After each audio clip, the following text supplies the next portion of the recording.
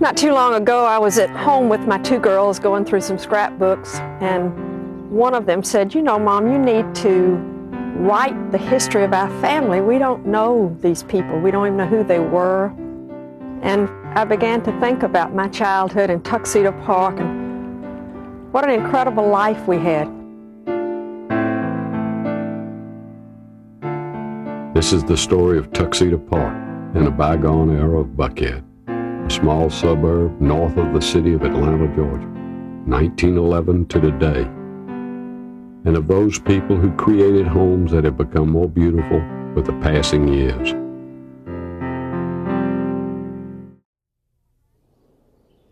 My grandfather was Charles H. Black Sr., and he was such a wonderful man. I loved him, and he loved life, and I always knew that he loved me. He took great pride in telling his version of the acquisition of 600 acres north of Atlanta. He had lost a large sum of money in the Florida real estate market and returned to Atlanta in 1911. And he borrowed a Cadillac automobile and a chauffeur. And he went and got his banker friend and took him to ride and borrowed the money to purchase 600 acres, which was a little bit north of Atlanta. And he lived on that 600 acres all of his life. And the 600 acres became Tuxedo Park. The parcel of land started at the site of the governor's mansion, shown on the original plat as the property of Robert Maddox. Charles Harmon Black, Jr. began his building career in 1923. He had married Theodora Sherrod Owens that same year and elected to build a rather large Tudor home to be representative of the product that he could build for subsequent clients. He chose Daniel Bodine of the firm of Fraser and Bodine to provide the architectural plans. William Monroe Sr. of Monroe's Landscaping and Nursery Company joined the team to complete what was to become a long and successful network of talent, workmanship, and endless attention to detail that produced the elegance and beauty that are still attracting admiring visitors every day. In 1928, my father built a home next door to his own home for his friend and golfing partner, Robert T. Bobby Jones, Jr., shown here with my grandfather and his wife, Nina Black.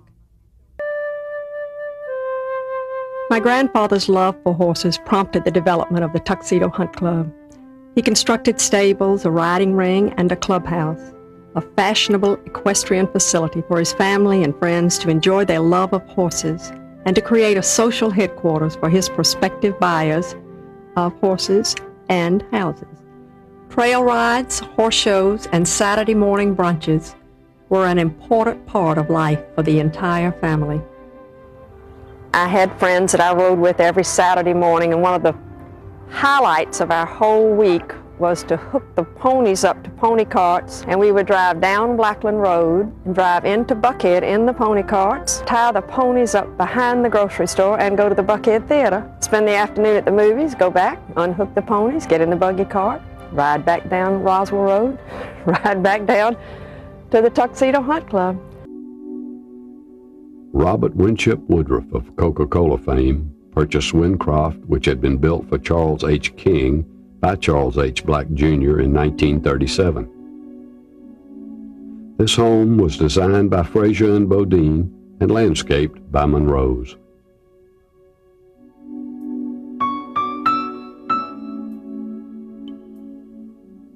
The architecture was strongly influenced by the Georgian and Greek Revival Renaissance periods.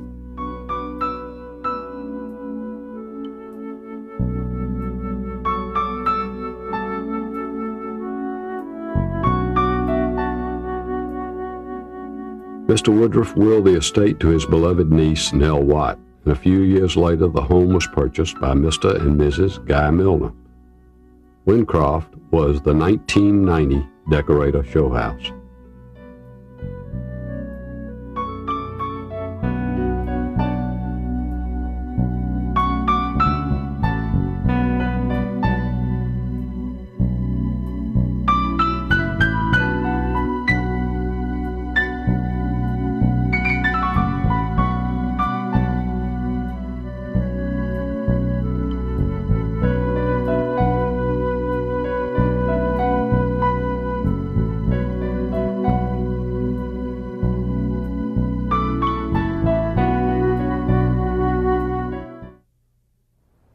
Probably the most photographed house in Atlanta, if not the country, is the Nunnally House, which you will visit.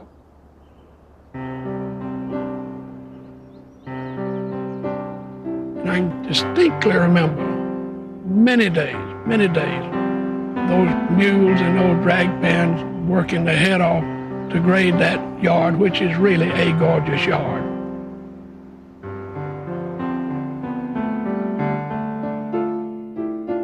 In 1937, Charles Black Jr. and Associates built a home for Hugh Nunnally and his wife, Mary Lee.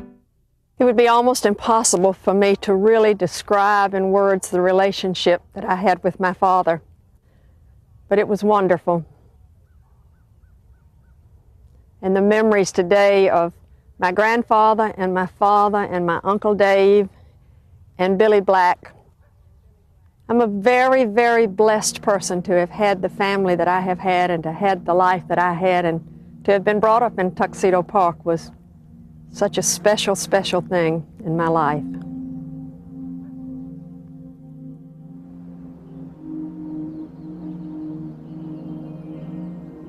The wind blows where it wills, and you hear the sound of it, but you do not know whence it comes or whither it goes.